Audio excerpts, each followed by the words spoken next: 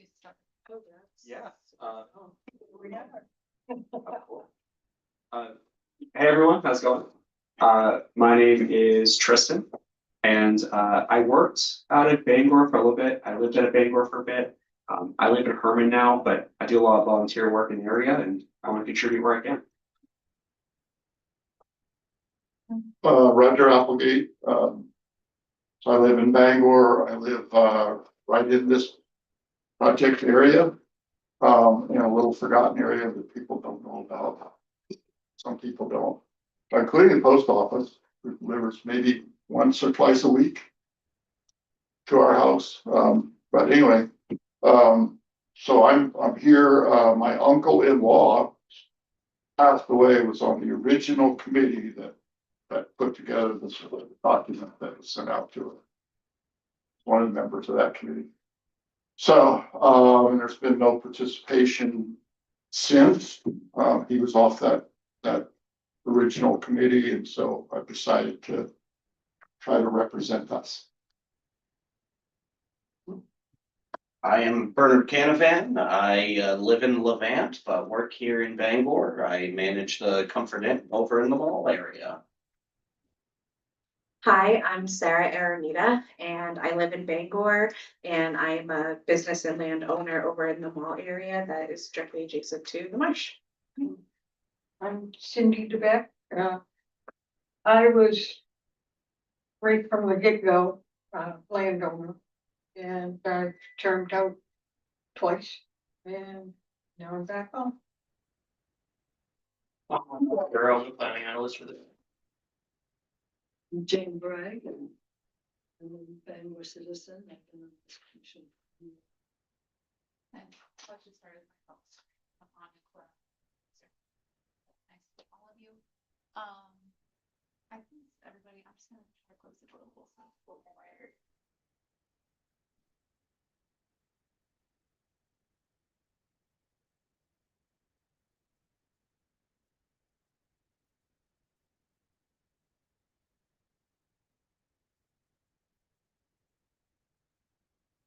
Well, the first thing that we need to do is the election officers. For other business, I'll run for the chair and then the chair can do vice chair. The way that works is somebody will just nominate somebody else and that person's nominated and Seth gets behind the nomination. And then we'll do a roll call vote to vote on that person. So then we can nominate. It's tough because I don't think any of us know each other. It might work. People that were so active last year. I don't know. I don't know. It might work best. Typically, people with the most seniority and have experience on the board or commission get nominated as the chair and vice chair. I mean, all of you three have been on. Yeah, but I don't feel I have that much of a expertise in the area that I would defer to someone who has more experience with it. What are the duties of that position?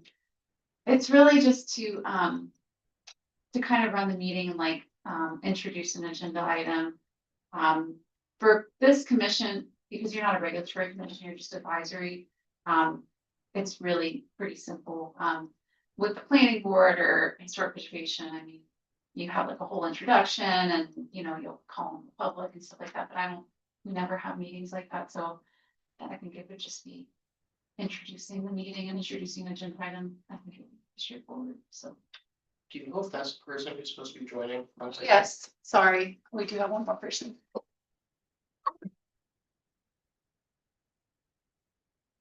Let's just nominate them since they're not. Yeah. they're not So- physically. Yeah, this is David. Sure. Does anyone feel strongly about wanting a position or? Hello. Hi, David. Sorry about that. Can you just introduce yourself real quick for everybody? I can. I was on, but I tried talking and it didn't seem like Yeah. anybody could hear me. So Sorry yeah, about that. that's okay. David Lamont, and I'm the Director of Northern Operations for Maine Audubon. Maine Audubon, if you're not aware, is an owner of a piece of land in the marsh, the grasslands part section, and I've been part of this commission. I don't know how many years, a lot of years now. Anything else that you want me to say? Nope, I think you're good. Okay. So, do you have any nominations? Or you nominated? How do you feel about being nominated? I think Yeah. David would make a wonderful chair. What am I being Myself. nominated for? I'm sorry, I didn't quite get that. For chair of the commission. Oh, I don't know about that. Well, um, Well, if you consider it, I think we'd all support you.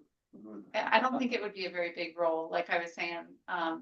It's really just introducing agenda items. And Right, I know I've been around the block with it a number of times. That's fine if you're okay with that. No worries. I'll do that. For years, it was Lucy Quimby. yeah. All right, so I'll start with Tristan. Roll call vote on his nomination. Yeah, Roger? Sorry, I blanked your name. Bernie, so, yep, Okay. yay. Yep, yes. Yes. Yes. All right, so then we'll just run the vice chair nominations and roll call vote. We'll ask for nominations for the vice chair. yeah, if I may. I got to know Roger about 30 minutes before the meeting. His family's been here for generations. He seems to know the area well, and he's interested in helping others. So I think he'd be a great vice chair. So then, David, you'll run the roll call vote and call on each member here. I know it's hard.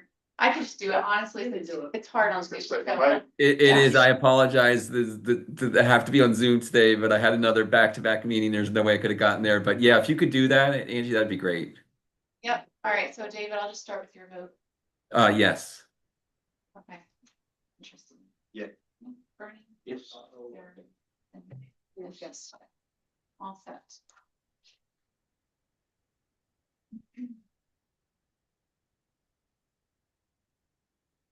So, just to introduce the commission, just be aware that this commission doesn't meet very often because typically when it does meet, it's when a development is proposed in the Penjajawoc overlay zone, which I will show you, those of you don't know what that looks like.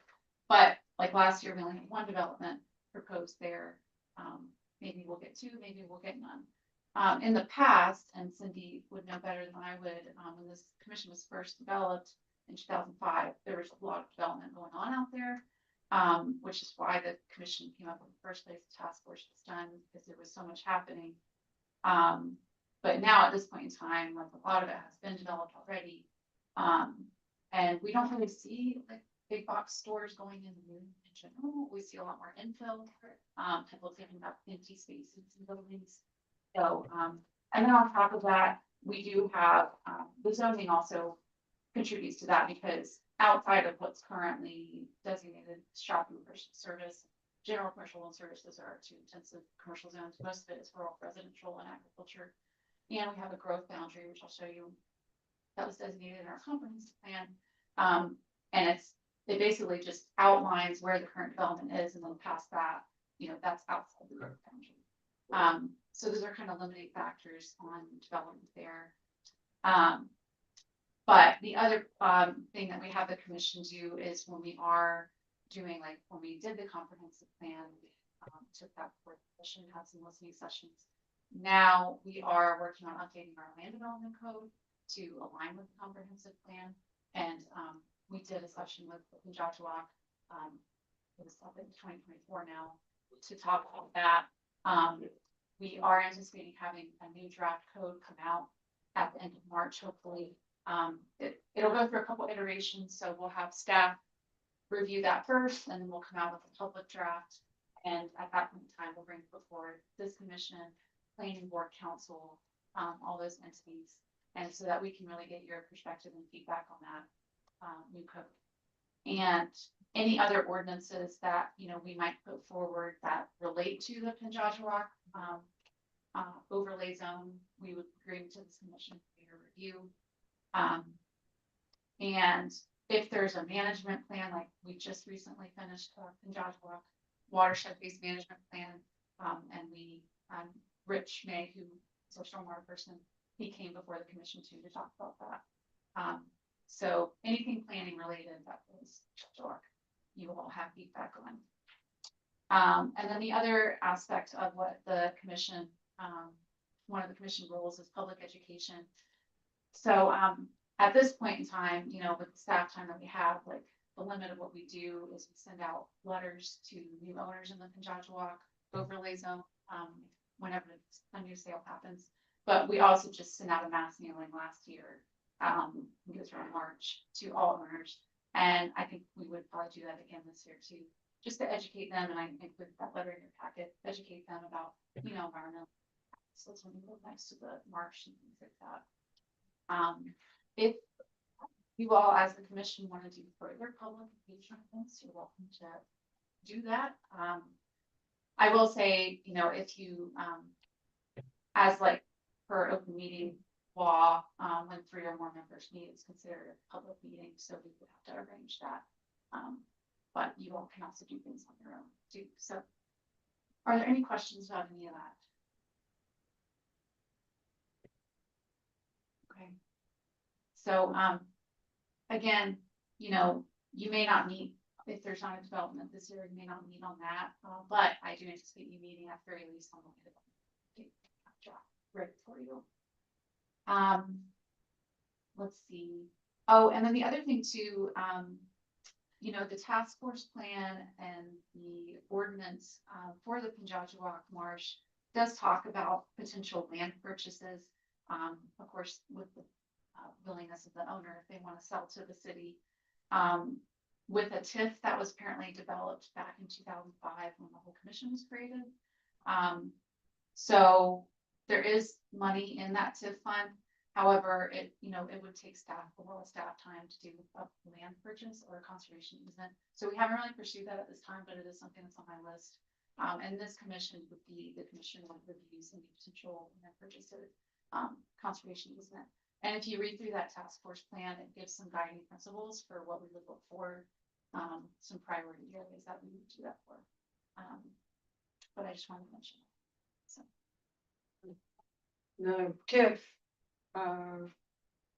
was the percentage of tax revenue from Walmart and Home Depot and other commercial developments, and there are limitations on what that can be used for. Yep.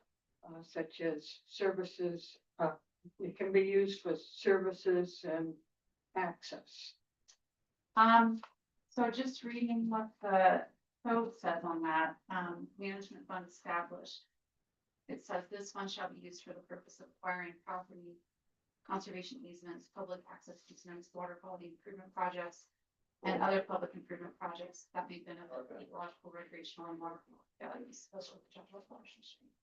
At that meeting, Kathy Conlon, who was the city manager at the time, she stated, because there were some members of the commission that they wanted to take that money and run right out and buy properties, and she said that it had to be used for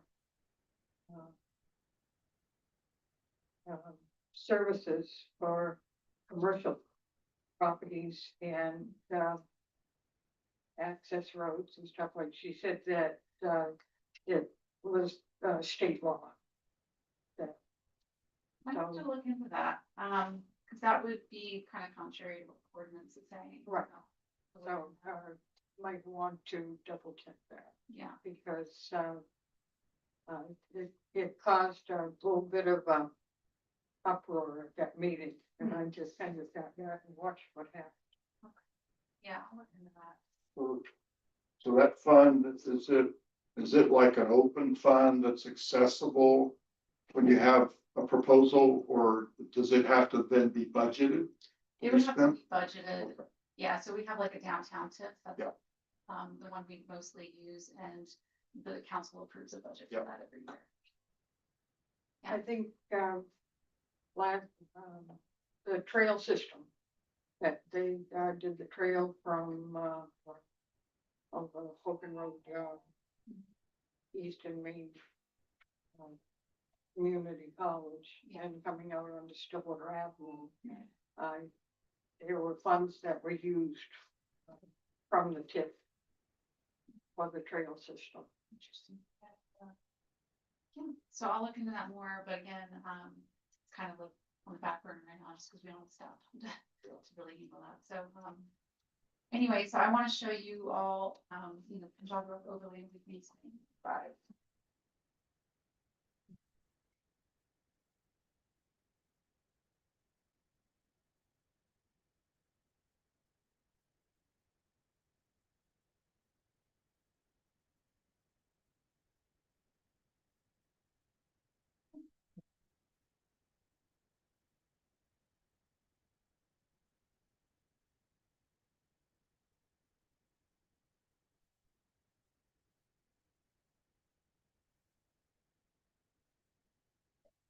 So most of the relevant data can be found here. This is our layers that we turn on for all kinds of things in the city.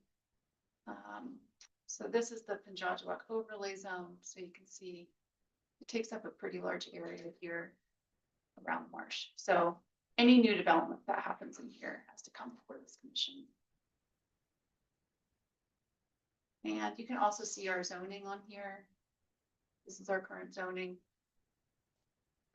So you can see, like I said, we just have these S&PS, this red shopping and personal service district. And then rural residence and agriculture is the light green. And this dark green is the resource protection district. So So I noticed on the marsh part where you have the overlay on that. She had mentioned from the trail from Eastern Maine, yeah. going through, but that doesn't land in the overlay at all. Yeah. The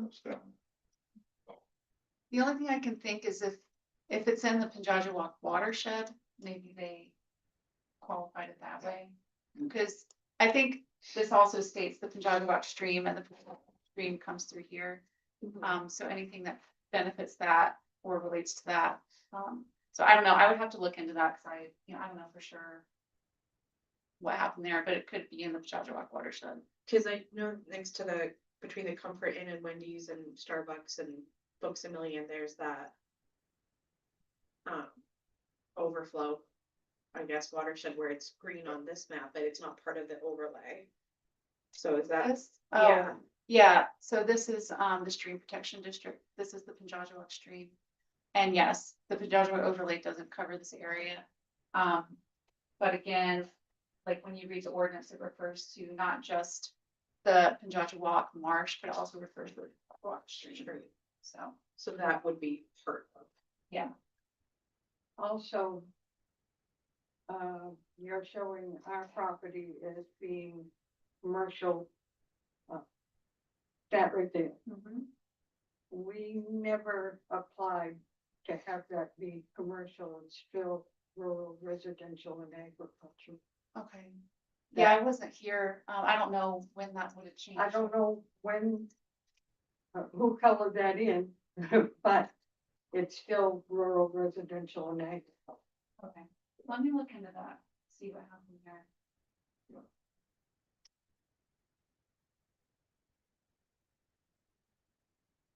All right. But the overlay zone, that really just is relevant to development, if a development occurs there. And oh yeah, I wanted to show you the ordinance too.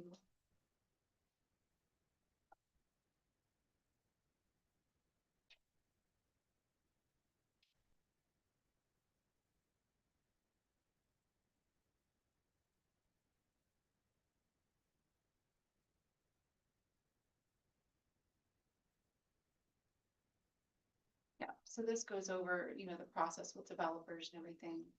And then also lists some additional requirements for development that is in that overlay zone. It has to meet some more stringent setbacks from the marsh, and impervious area and things like that. And then residential subdivisions have to be cluster subdivisions. So, and the way it works with developers, if somebody does go in there, they would come to you at a very preliminary stage and give any recommendations. And then when they finally apply formally for the planning board, then we send those recommendations to the planning board. she's what I do about this. So. Do they still, make provisions for, land banking of conservation? Say if somebody wants to get a piece of land developed, but there's questions about it, but they offer to do, say, land banking, in another area. That's something that is got to be kind of, a little bit hard to follow at times. Yeah, I haven't seen that happen since I've been here. That sounds to me like transfer of development rights, which is allowed by state law, but we don't have an ordinance to let us do that. So I'd be curious to see how they did that. Back in the day. I think that the state did get involved. Okay. It's been quite an education. Yeah, yeah. Right. Any questions on any of that? Or move on? Oh, one more thing. I wanted to show you the growth area.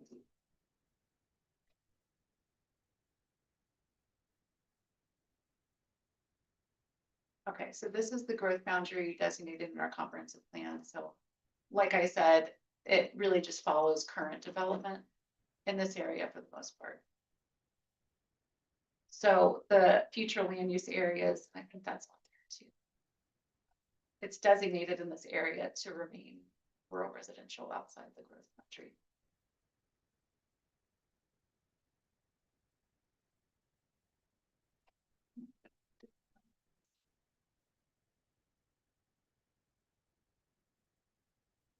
Well, he put that on here, but maybe he did not.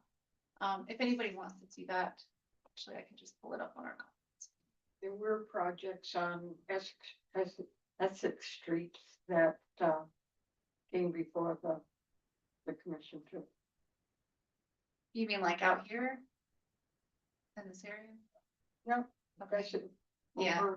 over through to Essex Street, anything that was proposed came before the commission.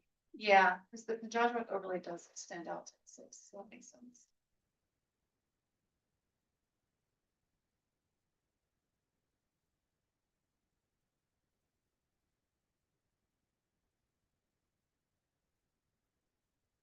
This is our comprehensive plan. It's pretty extensive. And basically what a comprehensive plan is it designates a vision for the next decade based on extensive community input.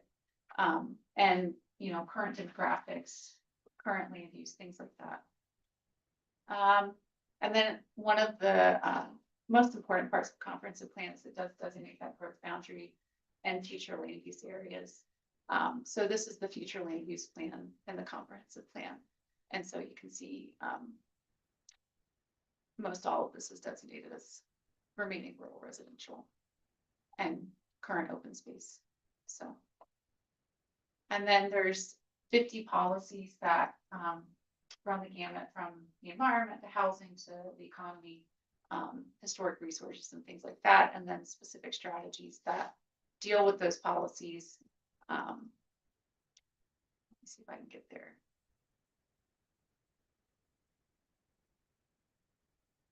David, I'm so sorry. I meant to be sharing this the whole time and I haven't been sharing it.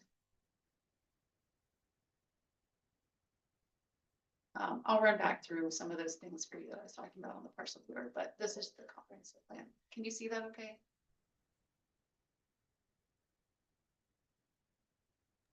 Can you hear? Okay. I can see, yeah, if you could speak a little louder, that would be great. Okay, I'll try my best. Sorry about that. Yeah. So let me see. All right, so this is our matrix here of different strategies to achieve our policies that we set out. So if you have time to peruse that, you know, feel free. But the most important part is the growth boundary for the purposes of the Penjajawoc.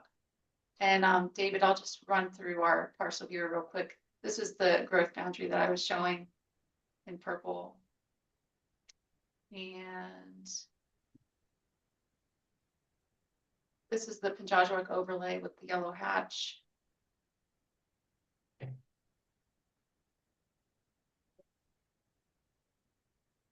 And then also just showing the zoning on here. So. Okay. And then I did just want to show you all to the website for our land development code update. So we've got a summary of different things on here. You can look through our technical review and approaches report, which basically gives you a kind of an overview of the general concepts of what the consultants will be proposing for land development code updates. And you can find that here. This presentation gives you a better summary. You don't have to read through the full report. The report's about 40 pages. So Is that all on the city website? it should be linked from the city website, but you can also just type in blueprintbangor.com to get there. I'll just double check that it's up here.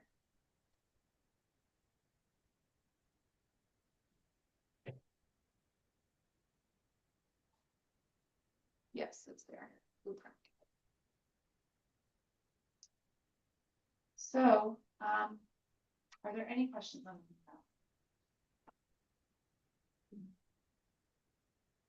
No?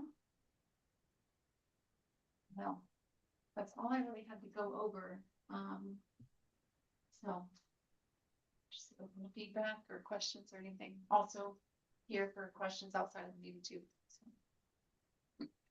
Yeah. Go on. Yeah, I don't have any further questions right now, but as I'm going through this, community and economic development plan, Mhm. Are you available to contact in a future date? Or? Yeah, always. Yeah. Sure.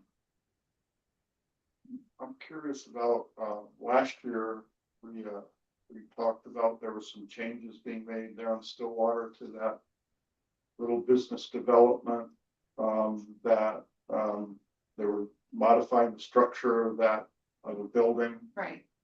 And I was wondering, because it doesn't look like anything's been going on there. You know if they ever went Oh, forward with any development? right. I think you're talking Right about. there. Yeah, That's that's the fine. spot. Yeah, they were, they have a plan in progress currently, which they did come for you with that to remove that and put parking in, Yeah, but they're still working through some things with that, so. okay. Yeah, Yeah, because I haven't seen anything that looked like there was any activity going on. yeah, And then down from there, there was the place that, before that, I think it was within the area.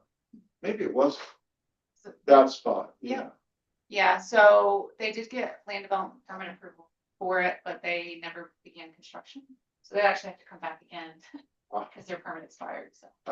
Yeah. So they have to kind of start all over again. Yeah, because lately there's been power company trucks parking there.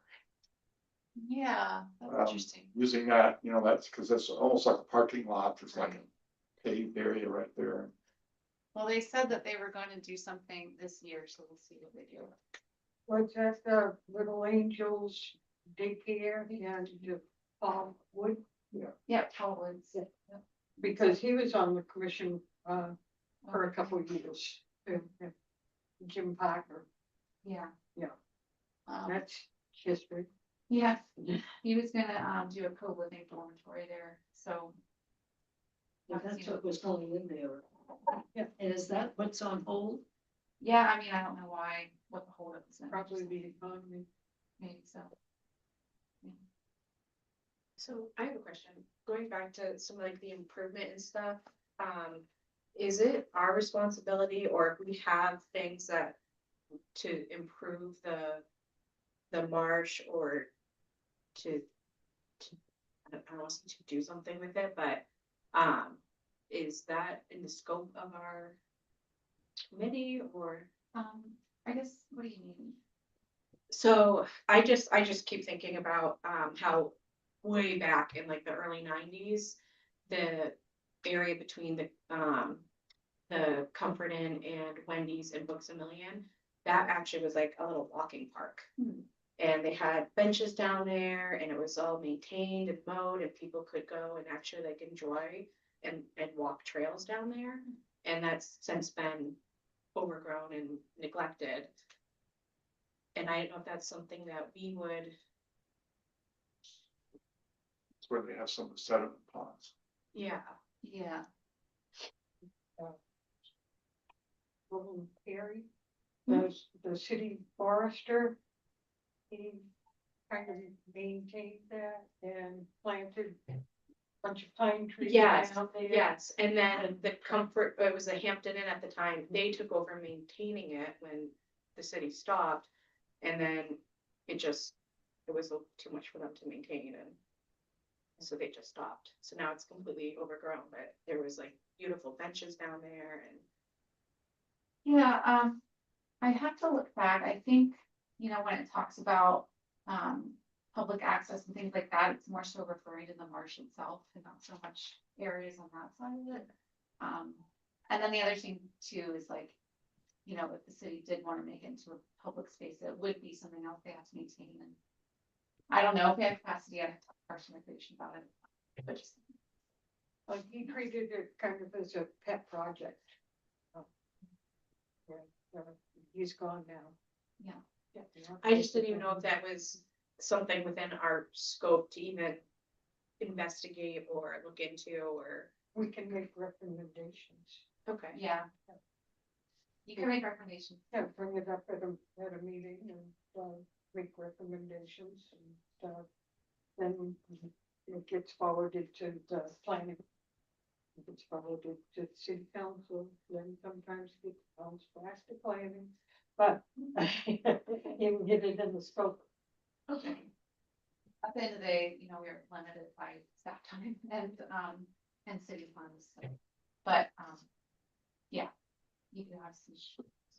Thing I could see that I could think might have happened, other than just lack of funds, people, et cetera, to do that, would be if there was water quality concerns associated with, especially if they did herbicide spraying or anything of that sort down there, because then that impinges on the water quality. And there's a lot of concern over the water quality because that goes directly into the Penobscot. Well, in theory, it's supposed to be able to protect salmon, although I don't know that there's any history of salmon ever coming up that stream. But there used to be brown trout that came up that stream.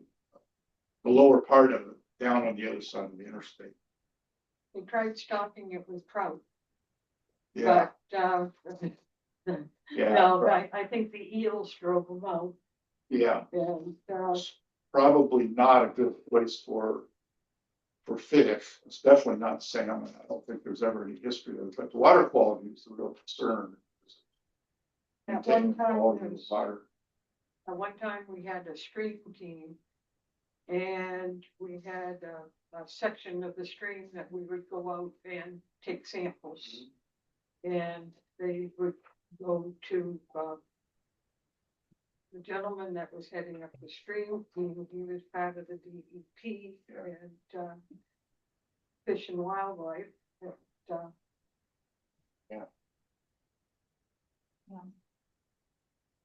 and it was all the way to the Penobscot. It was from the old railroad bed. Yeah. Route, I know it never came up the river, upstream from the river any farther than about Meadowbrook area, No, just not far from the river. no, we used to swim in there, but the bloodsuckers and the eels, you had to watch out for them. And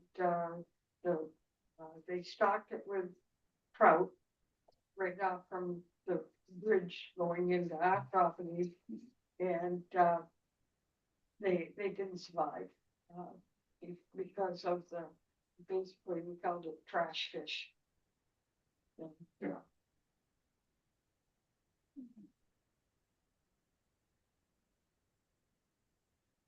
Okay, well, if nobody else has anything, I guess we can adjourn. So. Do we have to make a motion to adjourn or? Don't need a motion. Thank you. Yeah, so, thank you. Nice to meet you all. It's a headline, There's- yeah. Do we have a meeting for the next date for the meeting, or is it just when stuff pops up? or- Yes, needed, yeah, Needed. Okay. only developments or, at the very least, you'll probably need this summer to talk about. Date. So, yeah. I think we met twice last year. Yeah. I think I met once about the Blue Seal. And that's about the housing development. To our Yeah, the housing development, I think, went in, 2023. So last year was the avenue where they were gonna change that to parking, which they're working through right now.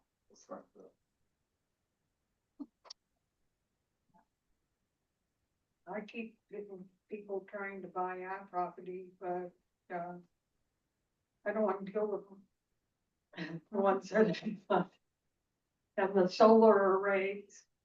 No. People Bangor thing. Okay.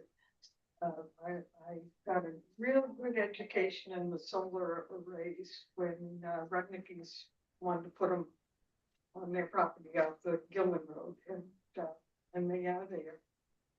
But I keep getting approached. I look at them every morning, I look out my kitchen window. So what happens when they have to be decommissioned?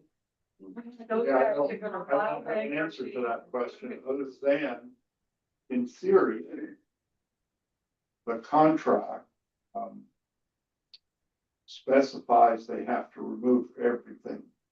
We have a decommissioning. It has to be completely hauled off. If they file bankruptcy, That's, yeah, I don't know. I'm out to dry. Every utility solar array, they have to do a decommissioning bond, so they have to basically put money in Yeah. escrow in case they do have bankruptcy, and then the city would use that money to get rid of it. So, You'll have to forgive me, I lack an education on this. You'll get one.